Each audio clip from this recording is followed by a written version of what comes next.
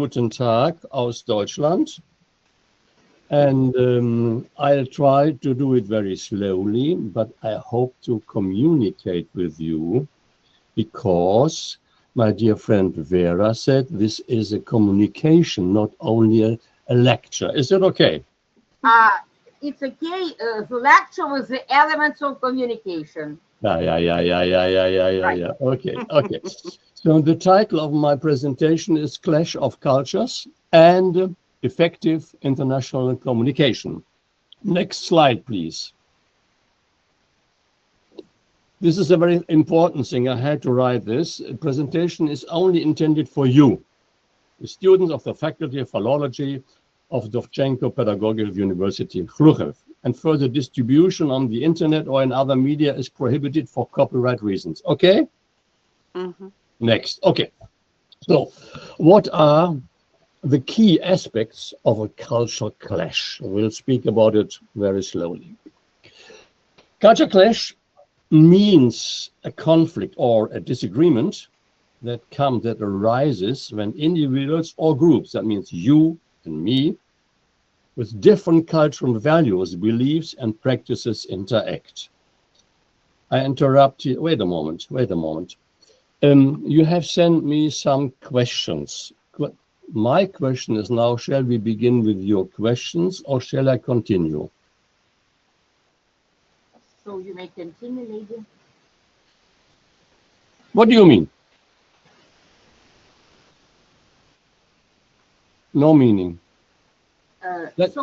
When two people representing different nationalities, belonging to different mentalities, different cultural traditions, different views, so they meet and they are not tolerant enough, it is possible to have the clash of cultures when people are not ready just to find the compromise. Okay, let us. I do it slowly. So, next. Okay. Different values and beliefs. What is the reason of clash of cultures? There are different values and beliefs. For instance, when groups have completely different values about what is right, wrong, important, or what is desirable. For instance, we'll give you examples later. Or what is another clash of culture?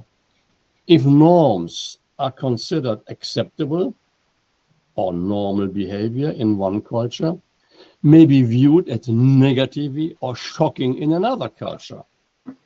I give you examples later.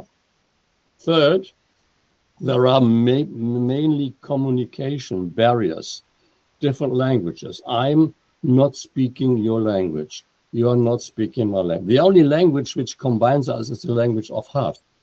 Here, not only brain. Okay, but however, good.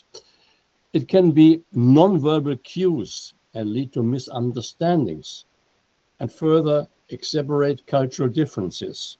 That means sometimes I'm very often speaking with my hands. Perhaps it's unusual for you. So this is a typical cultural behavior of my culture. Not only my culture, my personal culture, but not all Germans are speaking with their hands. Okay? Next, please. What is another example of or possibility of culture, clash of cultures? Immigration, integration. When individuals from a different culture immigrate to a new country, they may encounter clashes with the dominant cultural norms and values. I'll give you an example. We have, thank God, more than 1 million people from Ukraine in Germany, meanwhile. We have similar cultures, but different cultures also, because you have been socialized in your country, we have been socialized in our country. Our language is different, our norms are a little bit different. So that may cause clashes. Another very important thing for my part, religious or ideological conflicts. Clashes can occur with different religious or political ideologies. I coming back later to Russia and Ukraine. with each other, leading to social and political tensions. For instance, if you are Orthodox, I'm Catholic. If you are Muslim, you have a complete different expectation how to behave. Next, please.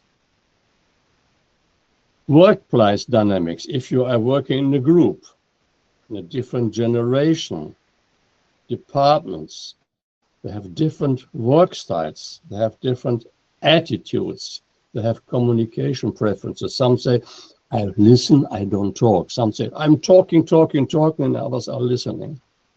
And this can lead to cultural clashes. Or, very important thing, interpersonal relations.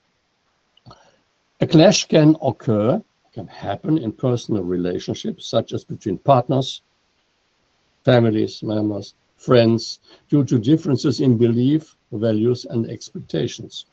Next, please. Concrete examples now of some cultural clashes. Debate about abortion. I'm not quite sure if you are following the discussions which take place currently in the United States. United States are tending to a very right-wing policy, and they want to avoid abortion. There's a big fight.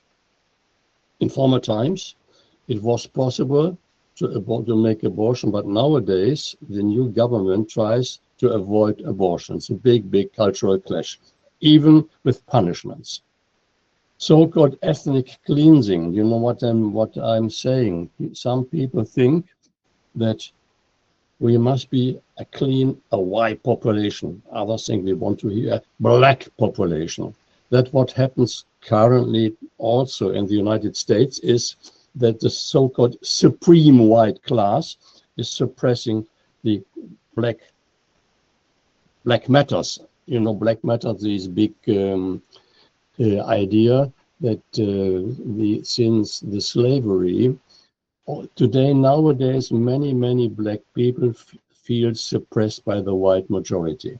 But this is another big clash, and you have perhaps seen what happened in the United States when policemen easier shoot at a black people than on a white one. So another political concept, for instance, is democracy versus autocracy. Israel, Palestine, Gaza. Democracy, which we have mainly in Europe, against autocracy, which we have beginning in the United States and in China. Imperialism versus public international law. Next, please.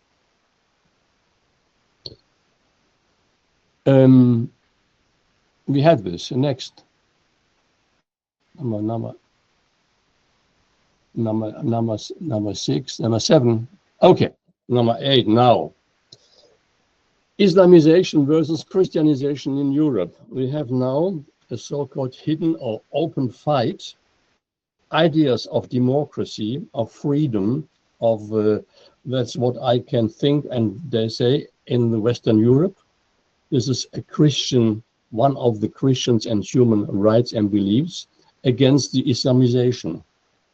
We have 4.5 million people from Turkey who emigrated within the last 30, 40, 50 years to Germany. But there's a huge tendency by the right-wing people who are Islamistic to conquer Christianity and to be stronger than Christian belief. It's a big fight. And we have a lot of problems, some hidden problems, but just in the hidden parts of the society, it's dangerous. We have currently anti-Semitism, currently practiced mainly by many radical Muslims, migrants in Germany. You know what happens in Gaza, in Israel. And we have a lot of people from Palestine who are demonstrating. We have free demonstration possibilities here in Germany, demonstrating against that what happens in Israel. So far, so good. But in the moment when this demonstration becomes aggressive with weapons and so on, this is a very dangerous thing. And we have a lot of bad examples currently in Germany that mainly Palestine people or people of Arabic origin are fighting against Jews.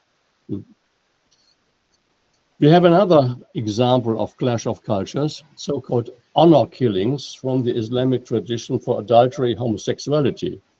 I've just seen yesterday in the evening a criminal story in the TV that many very strong Islamic believing people do not allow neither adultery nor homosexuality, and they think they have the right, for instance, if a brother or a sister is doing homosexuality, they can kill them. Imagine this.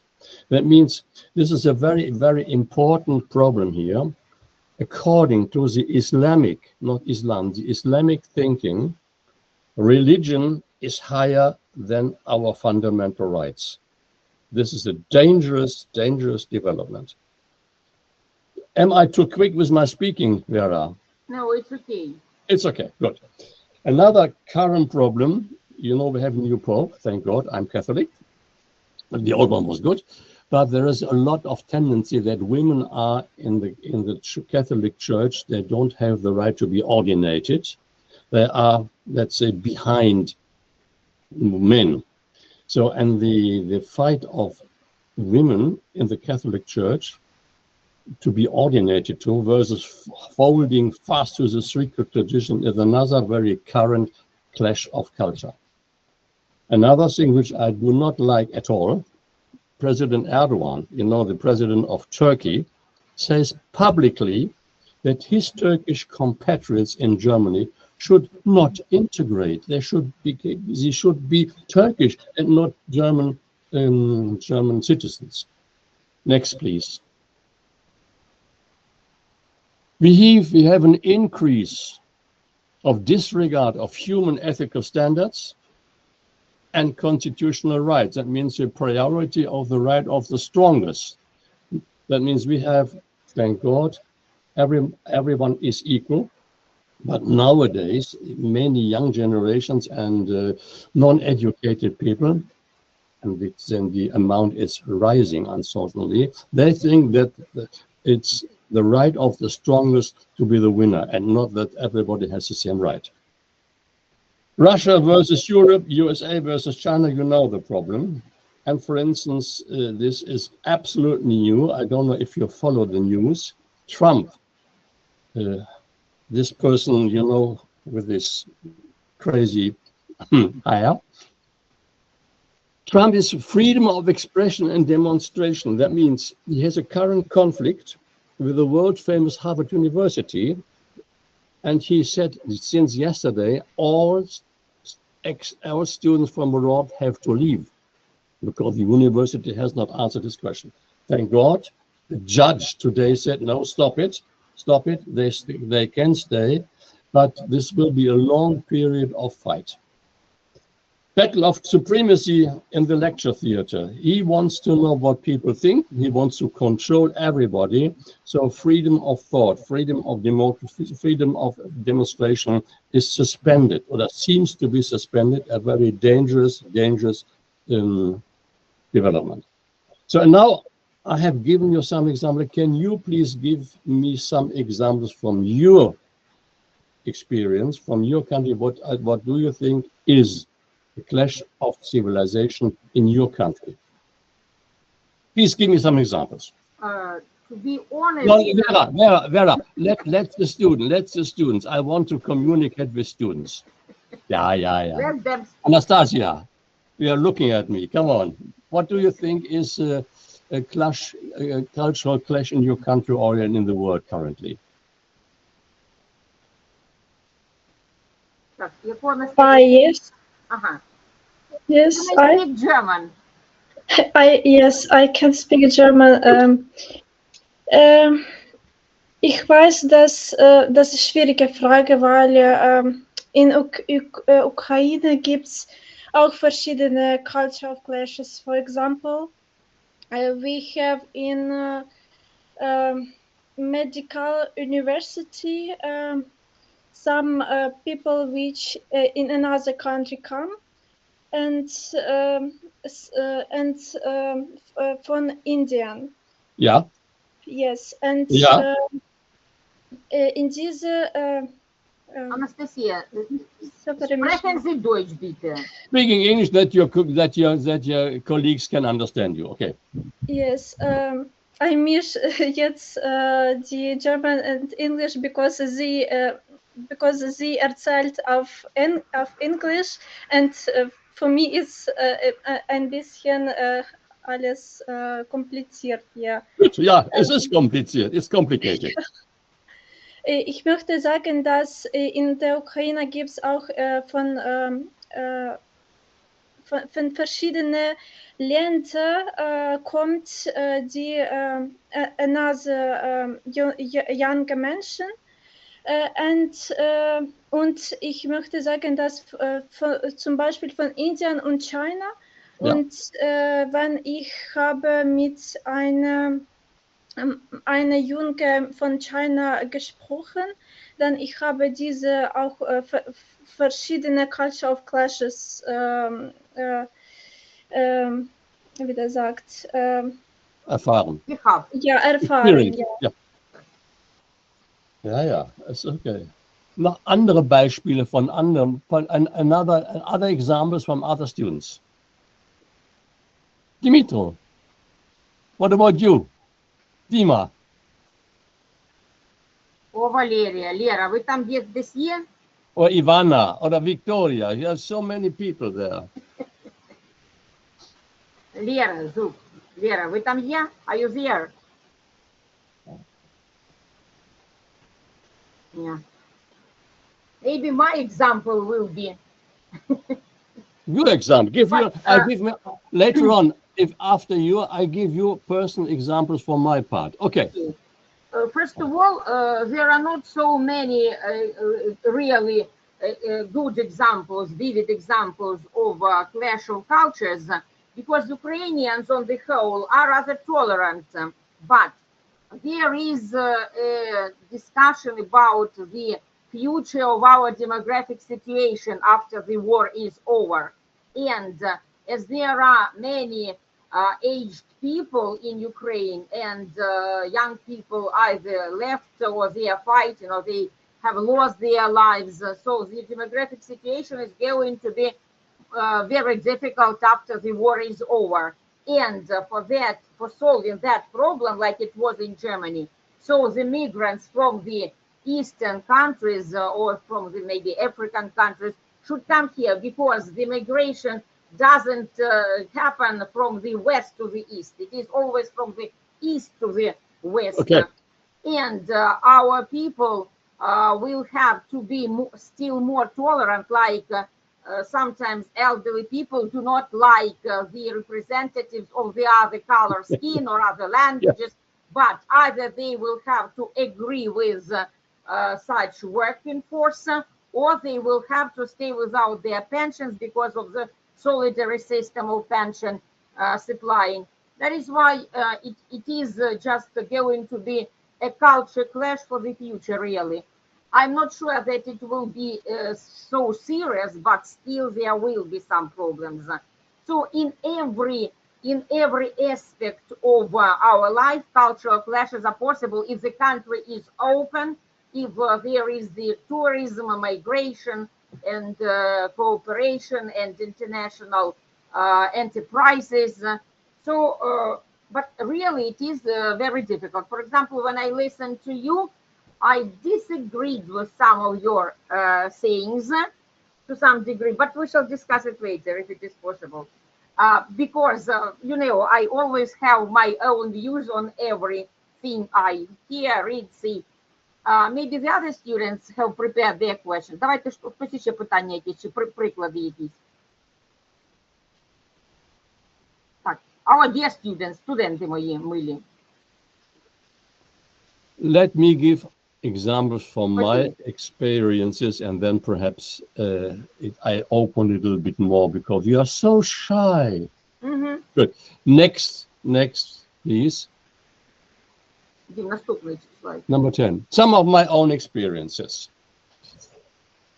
I have been Many times in your country, I have made a lot of projects together with German and Ukrainian students, and this was a fantastic learning experience for me.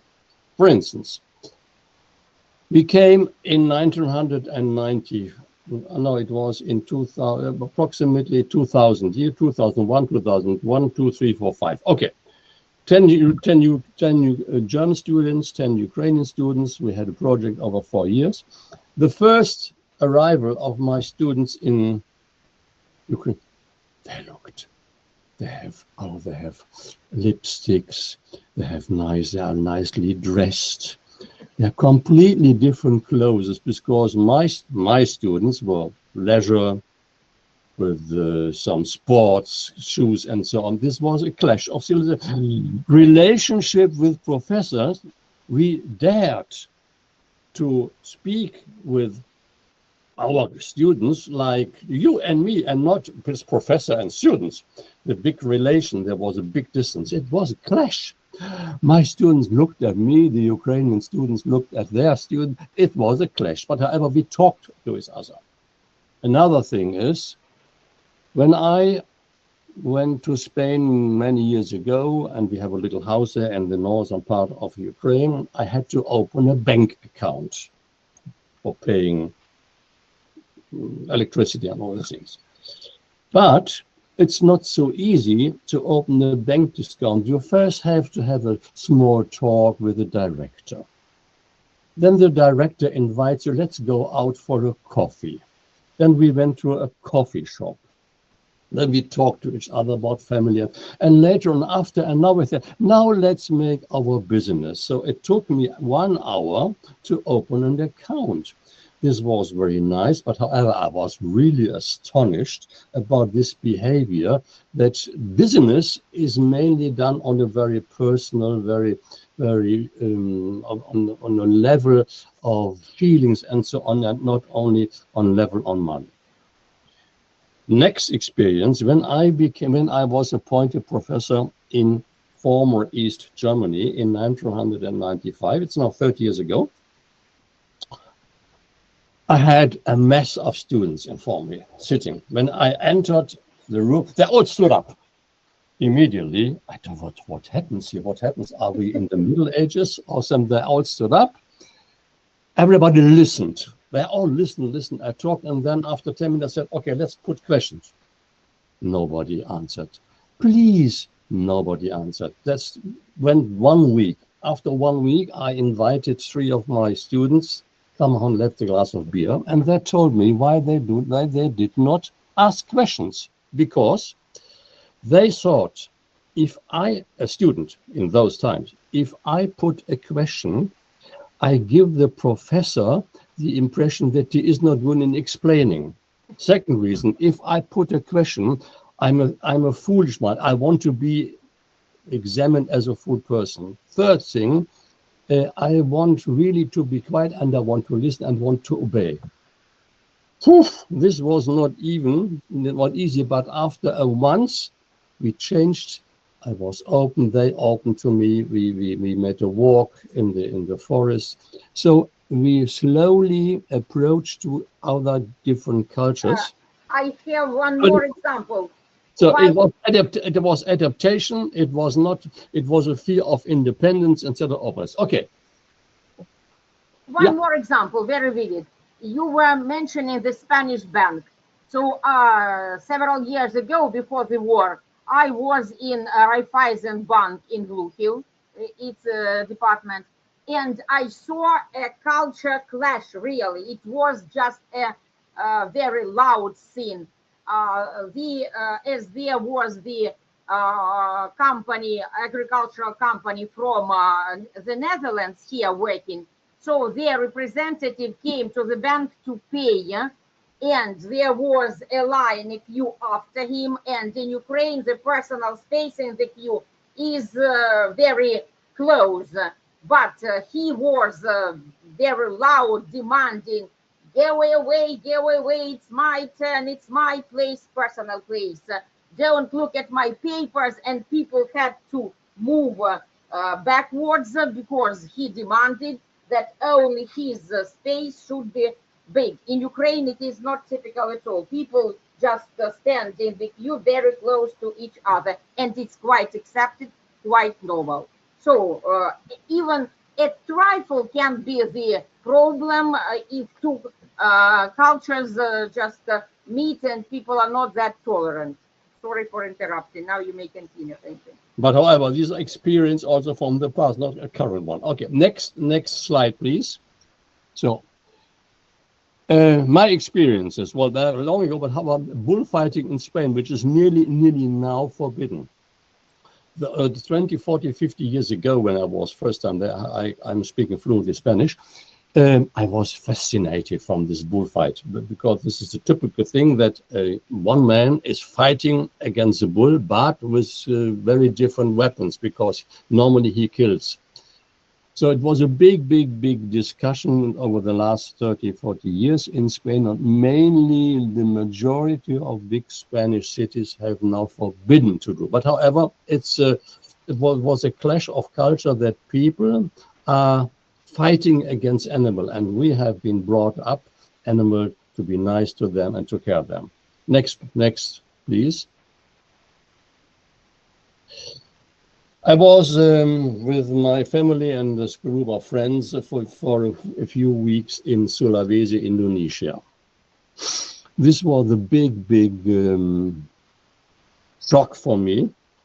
We had the possibility to participate in an animist week-long funeral service for the wife of a chief.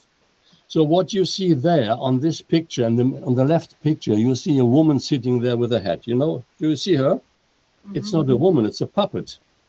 That means the woman itself, she is in a coffin, but the artist made a puppet for her, and they are bringing her a whole week through the big village. Thousands of people have been invited to eat, to drink, to dance, to sing. It's incredible. And what you see here on the right and on the smaller picture is animal. These animals have been brought as gifts for all the participants, and they will be killed, and that is the food for 1 week.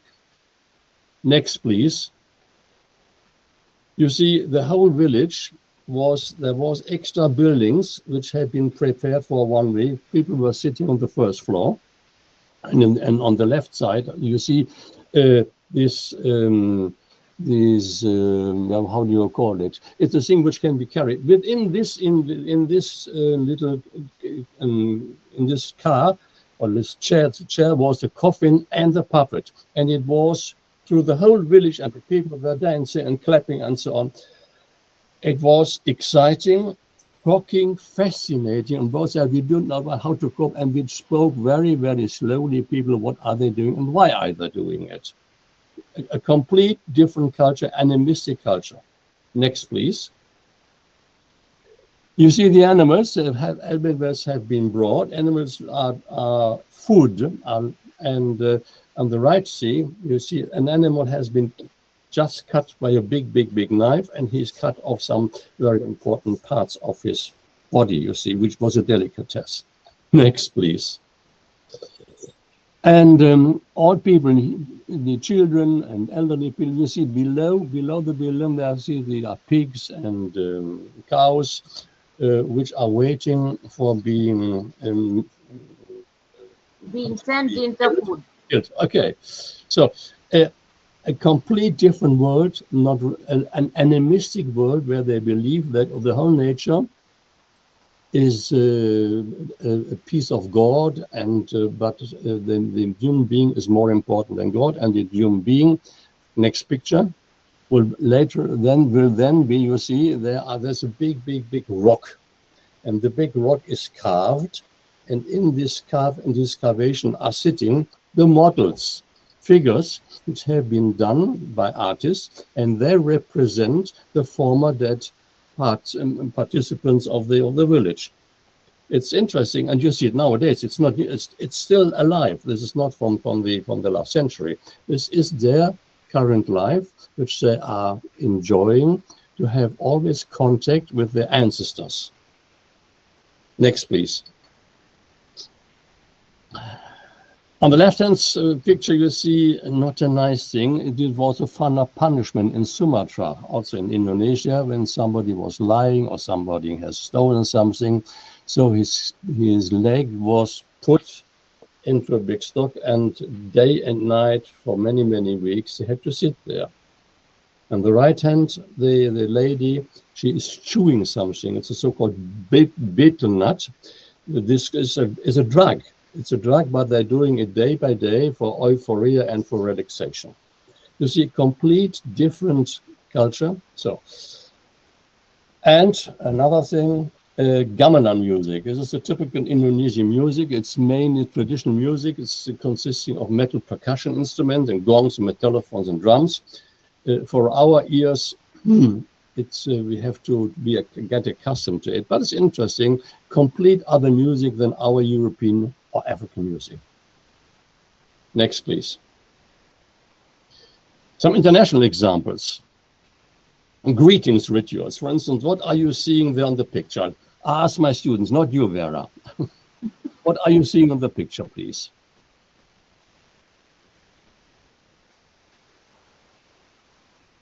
Hello? Are you there still?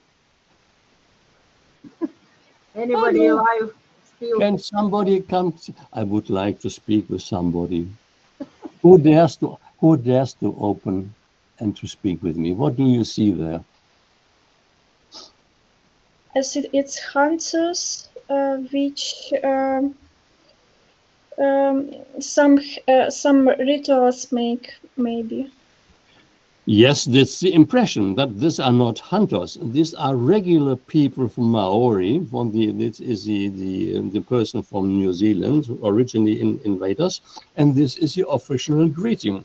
Showing your son means you are welcome. Imagine I would come to your grave. This is a ritual, hugging and so on. They are greeting you. This is not an aggressivity, just the opposite. This is a welcome ritual. You can imagine what shock you have if you see it for the first time. Next time is, for instance, next thing, shaking. Give me the next Slide. Yeah. Sometimes people are shaking hands. Unusual. In Japan, you don't shake hands. You bow. You bow yourself. I was in the train with my wife, traveling through Japan, and this was a very impressive and for me, a very, very positive experience. We were in the train. The train, every person had a seat. Otherwise, you don't get more tickets.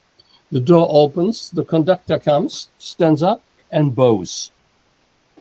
And the greeting for the whole wagon, and he controls the ticket. At the end of the wagon, before he leaves, he stands up, bows once more, and she shows him respect. You see, but if you don't know what it is, you think, is he crazy? No, it's respect what he is showing. Why is she trying to shake my hand? He says, and she asks, why is he bowing? You see, we have different rituals of communication. Next, please.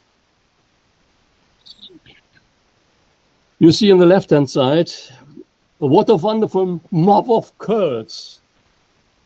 And he thinks, damn it, I know she means, but just wish she should stop. One should not touch people's head.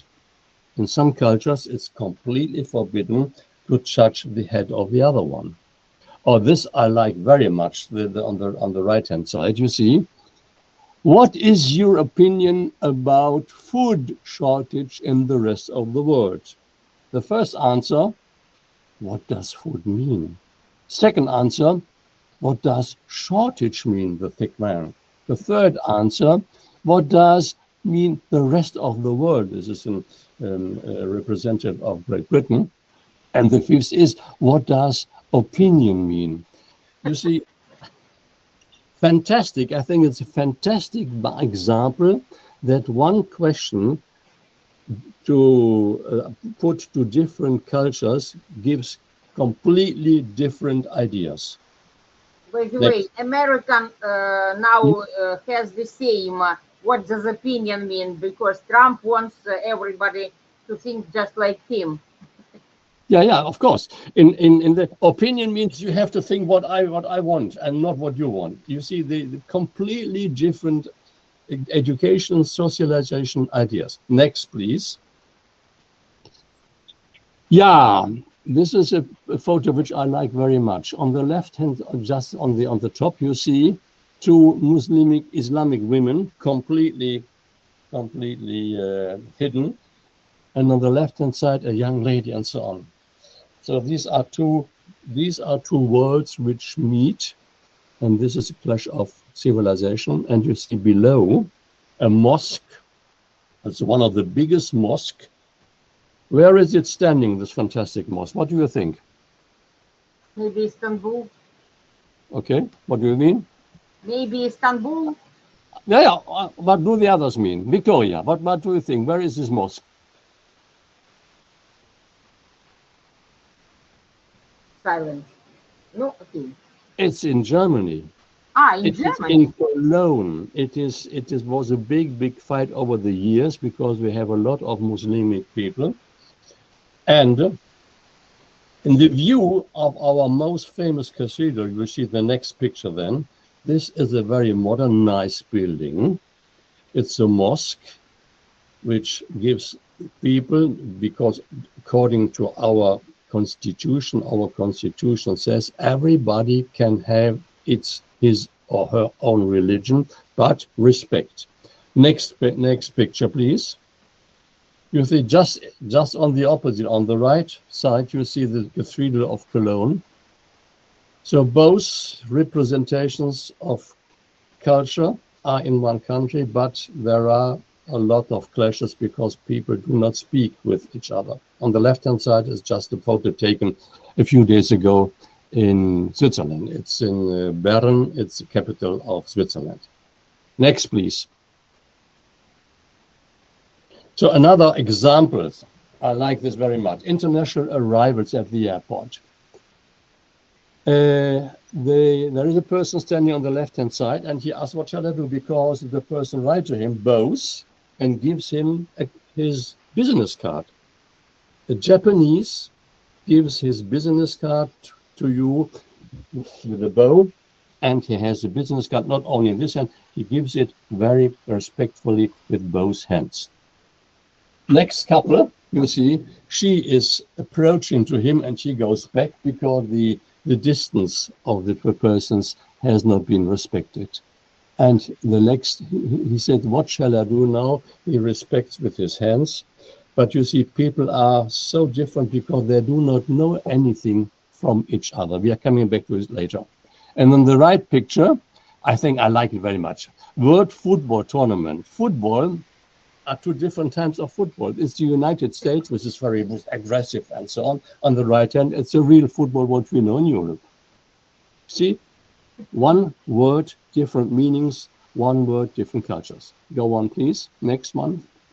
Now I come to a very thing which was for me very convincing. In 1992, so it's more than 30 years ago, a very famous, you should know this name, a very famous professor scientist from American named Samuel Huntington, I'll show later, had made a book about the clash of civilizations and the remaking of the world order. Next, please. What does it mean? In 1993, it was published, The Clash of Civilization by Samuel Huntington, and according to the journal, it went on to generate more discussion than anything they had published since the Second World War. It's one of the most important ideas which had been published at that time. In the article, Huntington posed the question whether conflicts between civilizations would dominate the future of world politics. Not countries, but civilizations. In the book, Huntington gives the answer, showing not only how clashes between civilizations are the greatest threat toward peace, world peace, would also now an international order based on civilization and the best safeguard against war. That means since September 11, when New York was attacked, as you know, this thesis has seemed even more prescient and acute. The clash of civilizations and the remaking of world order is recognized as a classic study of international relations in an increasingly uncertain world. And you have perhaps heard about Henry Kissinger, who died last year at the age of 100. I quote him, one of the most important books to have emerged since the end of the Cold War. Next, please. Hunting said that future wars I'm sorry, Victoria raised her hand. Maybe she wants to ask you something. Yeah. Yes. Can I ask my questions? Of course, many. Come on. What inspired your interest in exploring different cultures around the world, and how has this interest shaped your academic or personal journey over the years? Mine. I have been, this is one of the questions of which I really like the question. I have visited more than 120 countries. And I have learned not to bring my world into the country where I'm coming, but to be open and to listen and to understand what people are doing, and most important, why are they doing it? So I think my tolerance towards other cultures, towards other people, has increased over the many years when I was traveling. And I learned that the best thing for a peaceful world, to keep peace, is to meet with other people, with other cultures, and to talk to each other, not only to see, but to listen and to try to understand why people behave that way. And to discuss very slowly, but not to know it better than you, but only to listen and to see what do we have in common. So this was my experience. Is it an answer which you like, Victoria? Yes. And can I ask one more? Yes, of course. What advice would you give to young people today who wish to travel not just for leisure, but to truly understand and engage with other cultures in a meaningful and respectful way? Good question. Leisure is fine, but as I told you, for instance, there is a possibility in the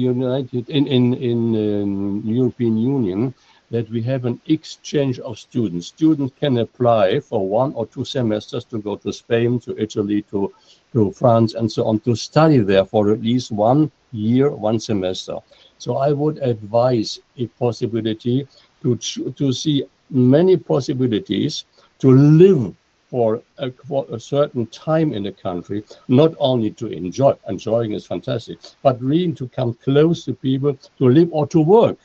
We have a lot of possibilities that people can say, I want half a year working somewhere, not only making big money, but salary, which gives me the possibility to spend my life. So living, working, learning, and of course, communicating is for me the best possibility for a peaceful world. This I would give as an advice. I had the last sentence.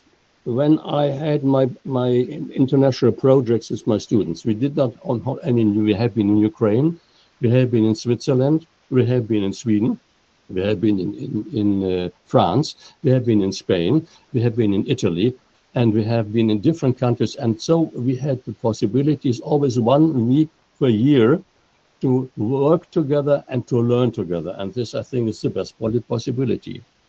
Not only to look, but also to intensively live there for a short time. Do you like this answer, or do you agree, or do you not agree? I agree. Thank you for answers. It's a pleasure. Another question I have here, I don't know from whom the question is, about hospitality. I read it. In Ukrainian homes, it's common to serve guests a large amount of food and insist they try everything. Leaving a guest hungry is considered very impolite. How is hospitality shown in Germany households? Do hosts also offer food and drinks generously, or is it the approach more minimalistic? Good. Two answers. First answer, this what you say, offering food and drink. I have also experienced in Ukraine many years, since 30 years, also in Romania, also mainly in many Eastern, so-called Eastern European countries. And I think this is a fantastic idea because we have a saying in Germany, eating and drinking keeps body and soul together. It's a nice thing. And once more, eating and drinking keeps body and soul together. And I think by eating and drinking, it's fantastic. So we do this also in Germany, but not that amount of food, because sometimes I can't eat everything what somebody offers to me, and I will not be unpolite, so I have to eat more and more. Sometimes it's too much. But the idea of offering food and drink is fine. Germans do it too, but not such an amount of money or such an amount of food. Okay. And money spent on it. Yeah. So, and the other question is about time and punctuality. In Ukraine, being a bit late is often acceptable and not considered disrespectful. Time is more flexible in everyday life. In your opinion, how important is punctuality in German society? Is being even 5 minutes late to seen as rude? Good question. That depends on the occasion. For instance, if I am going to teach a lecture in university and it begins at 9, I think it's unpolite for people to come 5 or 10 minutes too late because they are disturbing others who are listening. It's a question, I think, of social togetherness. If I'm going privately, somebody else maybe 10 minutes too late. If the car if there is a big traffic jam, but let's say the official meetings have, in my opinion, to begin punctually. It's a question of social togetherness. If somebody comes late, he or she is disturbing others. So that's why when I was teaching in Portugal, very often, it was the same. Student came 10 minutes, 20 minutes too late. And then I had a discussion. I said, come on, let's sit together. Tomorrow, everybody who is coming late brings a bottle of wine. Since this day, nobody came late. It's a question of occasion, you know. In private, it's a question of if I'm waiting for somebody and I'm waiting from 5 o'clock to 5:30, what do I think? Do people not like to come? Do not respect me? So punctuality is a typical German issue. I know this, but it's not so that in former times it was more strict. Nowadays it's not so strict. Strict it is in official meetings. Yes, I think so. Yes, because it's a social, respectful behavior. This is my opinion. So didn't that bottle of wine look like a bribe or some blackmail? Yeah, I had the same. You know, I had been in Zaporizhia many years, and it was the same. And they came back, and I said, everybody wants a bottle of beer. First evening, they bought 10 bottles of beer. The next evening, nobody bought a bottle because they were on time. Good. More questions from you. There's a question. Well, how do you think traveling to different parts influences personal perspective? I told it is for me the best possibility to get rid of clash of cultures, the best possibility to show respect and to learn from each other. And then the question, I don't know from whom it is, out of all countries or cultures you have, I have encountered, which one has surprised you most, either positively or unexpectedly, and what did you learn from that experience? Well, as I told you, the country which has me surprised the most was, I think, Indonesia, because they have different cultures. There are Buddhists, there are Islamic, there are Christians. But I had to think about, but people were all nice to each other. There was no aggressivity, nothing. And I learned from this that there is such a big variety of cultures and of possibilities of living conditions in the world that I have to respect. And if I have a question, I have a question. And not to say, I have a question because I know it better. No, because I want to know, why are you? I want to understand. Understanding means being open. I have not to agree, but to be open to understand. And the last question which I have got from you is, in your opinion, how can intercultural exchange through travel contribute to building global peace, mutual respect, meaningful cooperation between nations? I think this is the best possibility, as I told you. Meeting people. So, what I would prefer, not staying here on my PC, but being with you together in Ukraine, in Kharkiv, in this damn situation you are since 3 years. I know this. For me, the breeze, the view, listening, hearing, not only, I see only your heads, I don't see your body. Go. I think human beings are not only, they don't know how to have a brain, they have a body, they have a feeling, they have a lot of things. So being together, walking, having a walk together, having a drink together, a coffee, a beer, whatever it is, I think living together means being together and being open for each other. Yes, this is for me the best possibility for peace in the world, and not to cut and not to fight to each other. Okay. One more, please. We have still some more to go, but I think I have to make one more slide. Dmitro Anatolyevich, вы там? Are you there? Go on. 28. So this is only short information about him. Look at him, Samuel Huntington. He died in 2008. He was a university professor at Harvard, at this university which is just under big control by a so-called Mr. Trump. He authored and he did more than a dozen books. And next, please, next. And there is another book which I can recommend. It's in English also. 8 cultural conflicts that make us who we are, to understand. Conflict is also not a conflict. We understand ourselves better if we hear from the others how the other is and how we are. Because it's like a mirror. You know, if you talk with somebody and you saw his face laughing or very severe, you see how you, for instance, impress him or her or not. Next, please.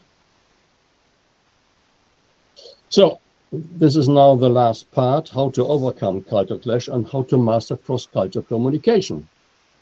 Once more, learn as much as you can about the other party's culture. That means not only researching, but understanding why people follow. For instance, what I showed you in Indonesia, why do they do this? Why do they have this behavior? Why do they have such connection to their ancestors with the puppets and all these persons in the because they think that life is more than life on earth. It's their opinion, but I understand. And avoiding stereotypes. Italians are lazy, Germans are always punctually, French are, we have so wonderful stereotypes. Some are a little bit correct, but they are prototypes. But if I bring my own world into an own country, I will never understand another one because I am always the best. No, be open. Open mind, avoid stereotype. Next, please. Active listening. Listening is not only talking, listening, but what does the other mean? What does he say? Cultural sensitivity, clarification, asking questions, education and training, and mediation, conflict resolution. We have so many conflicts and sometimes we need a third person to mediate. I can do this, but I'm not here for mediating. Next, please. So this is a symbol which has been done in Belgium. Ask questions, avoid stereotyping, respect differences, listen actively, show empathy, and be open-minded. Next, please. And there are 4 key principles for effective cultural international communication. First of all, respect. Respect, that means you have your history, you have your education. I want to understand why are you so. Awareness. Culture generally influences the way of thinking. Misunderstandings because we interpret other words. As I told you, football. Football, yeah. No, American football is different. We have to know that there are different meanings and different interpretations of some word. Punctuality. I know the Germans. Yeah, but punctuality has a meaning. Next, please. Number 3 is active listening. I just told you. Hearing is not listening. Listening means we have to have the intention to understand what the words mean. And acceptance. Accept that cultural disparity are not barriers. We are different. You know what? I have a credo. I always say to my students, we are all equal, but we are all different. And this is a fantastic thing. You are different from me. I'm different from you, but we are all equal. We are human beings. We are people listening to each other, liking each other, or trying to come to closer. But we are all equal on a different way. Okay? So I accept cultural disparity and not barriers. And go on, please, a little bit more now. Some more. Next. International communication is an exchange, not a better thing. We exchange, we know from each other. We have different forms of communication, verbal, written, non-verbal, visual, adapting. My voice is different from your voice. Slowly, quick. I'm a quick speaker, so I know this. But however, you are sometimes slow speakers. And the communication is across, and this is so important, geographical boundaries involving individuals, organizations, and nations.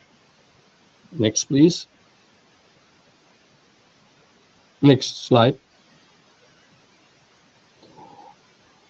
This is an important thing. International communication emphasizes understanding and not only listening, understanding to different values, to communication styles and practices. And it is very vital, very important in areas like public health, pandemics, climate change, coordinating scientific research, and disaster relief. Because you know what happens in an earthquake. We are very quickly, people have other countries. So we have to communicate, we have to help, we have to respect each other and to value each other. Next, please. In essence, we are putting it together. International communication is about building bridges across cultures, nations, and fostering understanding and enabling effective interactions in the globalized world. We are building bridges. What I'm doing now here, from my computer, 2,000 kilometers far away from you, 2,000 kilometers far away, we are building bridges. I think this is fantastic. Let's building bridges. Next. So you see the flags, Spanish, Chinese, English, and so on. Let's go the same way together. Respect the word, and that's what I want to say you. Next and last one. Thank you for listening, thinking along, asking questions and discussion.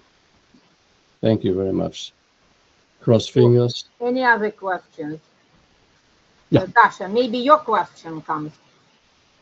Okay, hello. Thank you so much for this interesting meeting. And I also started to interest in this team like when I was last year the students of exchange program in Turkey. So I also like started on interested this team because I need to understand and learning Turkish culture, Turkish daily routines for my saving, for my living in Turkey. So I also have a question. You noticed in your speech that about clothes, students' clothes, and I want to ask, like in general part of this, maybe you know that Ukrainians, especially young people, young girl, like. Wear a really fancy dress in even in daily routine, and I like it. and I want to ask, like in German, how do people wear and what Germans choose for daily life Good, good. clothes, like There's a, in formal one or casual. there's a change. When I was some years younger, but you know, some years it's a big question. I had my suit on, I had everything. But nowadays we are very informal, dressed properly, informal, modern, not but nice. Nice. You see, I have today. I have. I remember your ties, very nice. Good. And I got the ties from your students, which is a wonderful present. I still wear it, but in very official. But nowadays people dress very informal, but they have, let's say, another thing. They have tasteful, informal. Okay, not well. And if a very important thing, I'm a fan of opera.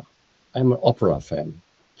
And I would like, when I go to opera, to dress a little bit properly. But nowadays, some people are coming also in a pullover into opera. This I don't like, or in some big shoes. According to my taste, I don't like it, but I tolerate it. You know, that's what I learned. Normally, I would have said, "What are you doing there? Come on, it's not that have to." No, I respect. I don't like it. I myself. I'm having a jacket, sometimes a tie. I'm going to opera. But I have become more tolerant. I learned this. It was a learning process for me. Live and However, learn, it is a great thing. in general, German people are leisure but stylish. Italian are they're very much aware of it, of mode and so on, of clothing. It's completely different. But Germany is now very, it's okay. Elegant. Just comfortable clothes. Comfortable, sportive sometimes, but depending on occasions, not bit. But occasions normally, if you're going to a wedding, for instance, okay, you have a jacket, but you don't have not a tie. It's a little bit more open. Question answered? So yes, of course. Mark, more questions? Anastasia, maybe you're looking. Yes, I have one question. Yeah. Did you have a shock when you found yourself in a different communicate environment? Sorry, I didn't understand the first. What is it? So once more, please. Were you shocked when you found yourself in a different language situation, language communication? No. For instance, I'm happy to have had the possibilities to learn English, French, Spanish, Latin, and so on. So I can travel around the world, and if I'm meeting people who are not able to speak French, English, or something, language of heart, the most important language. You always laugh. Which you laugh to, if you have an open face and you laugh, everybody laughs back. So there's no misunderstanding. So heart language is universal. And this is my most important one. I love it. That's why it keeps me young. Okay. More questions? Anastasia, maybe other question. So what I would like to do, I come now and having a coffee together with all of you in a nice group, a piece of cake and a coffee, and then we could we could sing to it, we could listen to each other. This would be fine. Ever I did it. The last time I was teaching in your university, it's now 7 years ago. It was in 2018. Yeah. But I like to be there, and I like your city very much, and I like the students. Wonderful experiences. So you can ask this lady there called Vera. She's a very good friend of mine, and she can tell you if I'm telling the truth or not. Absolutely true. So we are still in contact. Anastasia, What else? Come on, if you have any more questions, I'm still available. Dima, your face is open, but Victoria, you don't. one more question. Victoria. Yeah, Victoria. Out of all the countries or cultures you've encountered, which one has surprised you the most, either positively or unexpectedly, and what did you learn from that experience? You know, I had told you that I just mentioned that we have a small nice house at the northern part of Spain. I like the Spanish culture very much. It impressed me very much because they are very warm-hearted. I like people. When I was the first time there, neighbors, farmers, they came, opened their arms and took me into their arms. You know, this was very impressive, and this was a thing which led us to say, let's have a little holiday home or a retreat in Spain. This was a very positive thing, which was for me a little bit difficult was in some, let's say, Arabic countries, seeing how people, how men treated women. You know what I mean? So the respectfulness, it's a religion, I know this, but as you know, the Christian religion has had in the 15th century something, a reflection, and I think this, in my opinion, is needed in Islamic religion. This is my personal impression, and this was a little bit, But however, so we traveled a lot of Arabic countries, wonderful culture, nice people, but enough for me. I said, Arabic countries are nice and the culture is interesting, but it's not mine. I'm more the person who like warm-hearted people. Is it answer clear for you, Victoria? I think so. Yes. Anastasia has a question. So you know, my first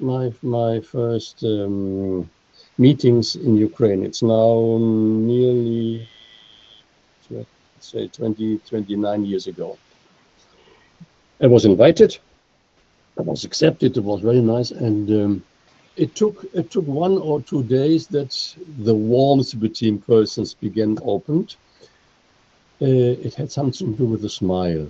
You know, I like to smile. Sometimes people like Vera likes to smile now. Something very severe. Severeness is sometimes also something to keep me safe. It's some safety showing, not letting people too near to me. Perhaps I say also I have my heart on my tongue. Something difficult. But it takes some. There's an interesting saying. We have in northern Germany, people who are also very severe, and they say you must eat a big bag of salt together before coming near to them. You know what I mean? The question is the respect. Respect is fantastic, but if there are barriers you cannot overcome, it's difficult, and that is why I feel myself very welcome to people in Southern Europe. South America I like very much because it's Spanish origin, you know. South America, my son is, for instance, currently for 4 years as the leader of the European Union in Costa Rica, which is in Central America.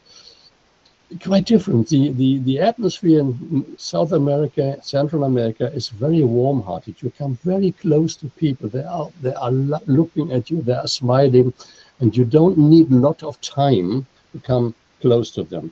In other countries, that is nothing negative, but it's more difficult for my culture to come a little bit closer. Maybe one more question. But which country was for you most uncomfortable? Most visiting? uncomfortable. And why? It was in former times Iceland.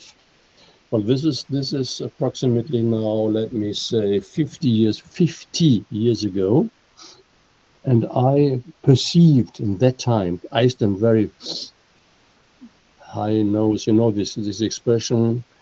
They thought they were better than all others, but because Iceland too arrogant. Is arrogant, very arrogant. And I had a lot of problems. This was a bad experience. But last year, I was once more there with my wife. It was different. It was not complete, but it was different, open-minded, because in the last 20, 30, 40 years, Iceland had more connection to the other part of the world. It's interesting. That means the whole behavior is changing over generations. But this was my negative experience those times. A real beautiful country, but people, no. Okay. But it changed. This year they are considered to be the most peaceful nation. Yeah. Okay. Anastasia, maybe your question. I have a question like Metro Anatolievich, then the professor had answered. No, а що ні? But once more, what answers? So their question, Anastasia's question coincided with Dmitro's question. You have answered the country that was the most uncomfortable for you. But once more, it's a long time ago. It's a long time ago. We got that. Still, Just I remember it. The questions from Anastasia and Dmitro Anatolievich, they coincided. So maybe the question about the impressions of our students today, they are being rather shy. So it's a Yes, but cultural. at the end came more questions. 1, 2, 3, 4 questions. It's interesting. It took 1 hour that some warmed up. Victoria was the first one, I think, and then was Daria and Anastasia. They came, but others were shy. They were actively scared. I'm sure, Vera, to be honest, it has something to do with me. You know what I mean? I'm very open and I'm very quick, and sometimes, Gottes Willen, don't say this. I said it would be better if I would be there. We would sit around the table having a coffee. I'm sure we came quicker into communication. I hate this device. It's good that we have it. It's No very other good. way. Can I ask one more question? Yes, have you ever been in a post-Soviet country such as Uzbekistan? In all of them. I know all of them. Uzbekistan, I know I have been in Azerbaijan. I have been in Kazakhstan. Huh? Kazakhstan. Yeah, of course. Because we have many students, not many, but we have some students from this country, and they want to live in Ukraine, even in the period of war. It's more comfortable for them to live in Ukraine when we have war in our country than in their countries. This is, of course, you know, I have been there. I have taught in Kazakhstan. I was invited. I have taught the Bologna process structures. And if you ask me which country I felt most comfortable, difficult to answer, but the last experience I had in Azerbaijan was in Baku, was fantastic. very open-minded. I like Baku very much. I was I was in Georgia. I was in Georgia was fantastic for me. And you know what happens now currently there, no? Georgia is now very pro-Russian.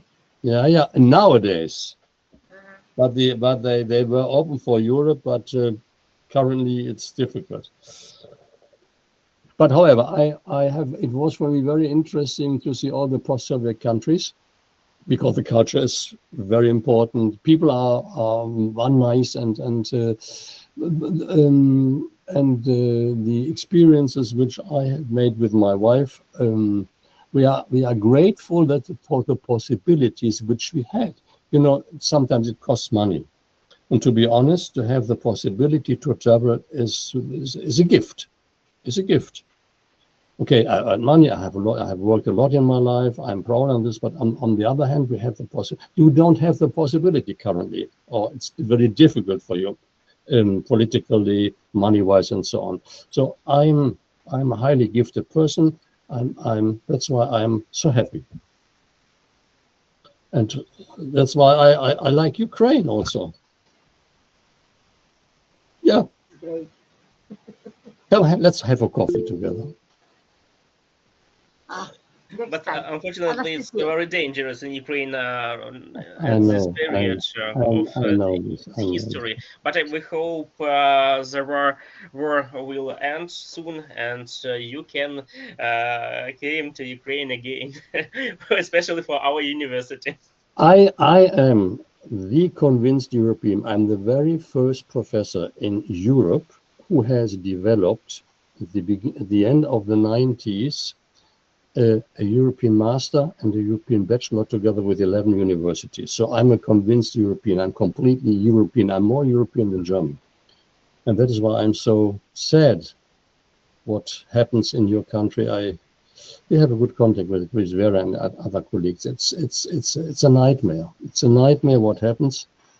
And it's a nightmare what the new American president does. The only thing, let's Europe stick together. I think we have a good, hopefully good new German government, German chancellor who pushes things together. I cross my fingers. Anastasia, one more question. You're welcome. Yes, I have one more question. In Ukraine, meals are often large and social, let's see, and lunch is considered the main meal of the day, and people usually eat together.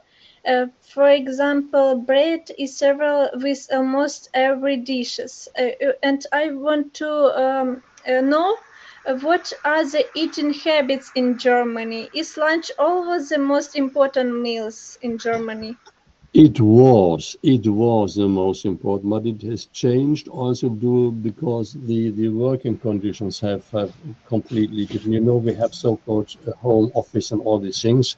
People are, I think for the people, for the families who are working, the dinner is the most important thing because they can't meet during lunch. In former times, you know, it was a ritual. Women at home, man was working, and the most important, mainly on Sundays, was lunch. But nowadays, for us, for instance, my wife and for me, it's lunch because we are now pensioners and we have had our professional life.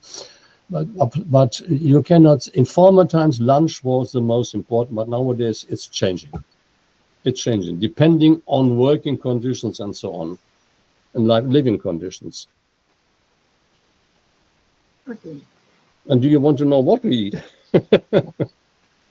So, as far as I know, there are a lot of kinds of bread in Germany, maybe the most, more than in Italy. So, you like tasty, fresh bread and different types of bread. Then we have I don't know how many different 38 types of bread. However, I like bread in the morning, 2 pieces. So in the morning I have a piece of bread. I pour some olive oil on it. I cut 2 slices of tomato and some pepper. This is and later on half a slice of bread with jam. I'm liking jam. This is my morning. And by midday we have a warm meat. For instance, today we have pizza. My wife prepared a pizza today. And in the evening we have another slice of bread, some tomato, a glass of beer. That's it. Nice, healthy food. Yeah, the Mediterranean. We love Mediterranean olives, salad, all these vegetable, but more salad, and and a glass of wine. Let's have a glass of wine. If you like it, it is healthy. Yeah. And look at all the faces are laughing. What it's so wonderful to see me. Now after an hour, the faces are opening. You are laughing. It's good. Victoria has one more question. Yeah. What do you think about traditional Ukrainian costumes? Traditional cultures. Costumes. Not national costume. So like costume. I like them. I have, I have a wonderful shirt. I have a Ukrainian shirt, but I did not wear together. I like it very, very much. I have been very often in your country, I know, and when I was greeted for the first time officially, and when I was honored by honorable professorship, I had a wonderful tala. I like the costumes of Ukraine. This is very typical. I like all this embroideries. I like it. Вишиванка. Do you remember we went for the excursion to Krolevets where the special rushniks were produced and you tried to participate in producing it? Of course, I remember, my dear. And I have a photo book where I all put these photos. It's a hobby of mine. I'm making photo books, and I have of every travel have photo books. Yes. So I like your costumes very much. Це про кролевецькі рушники. Ми на фабриці там були в музеї. So next time when I'm coming, I will wear it. Or next meeting, when the next meeting, I will have my Ukrainian blouse, okay? A shirt. Okay. Shirt. Embroidered shirt. Так, ще якісь питання є, бо ми вже, в принципі, час допрацювали. Уже закінчувати треба. Is it time to just finish? So they just nod, then it means that we are very thankful. So, давайте ще сердечок добавимо Вольфу, професору Блюмерсу. So you are going to get a lot of hearts from ours. Thank you. Thank you, Victoria. All of them are sending you the hearts. So we are open. Thank you ever so much for your talk, for your lecture, for your information, for sharing everything with us. I do hope that everybody is pleased with the lecture, with the questions, with the answers, with the impressions. So, and if not, I accept, but then I want to have the reasons. Everybody can write me a letter. Okay? Okay. Have a peaceful weekend. I cross my fingers for a good end of that what we all hope for Ukraine. I like Ukraine. Thank you. Thank you very much. Bye-bye. Bye-bye. Bye-bye. Thank you. Thank you. Bye.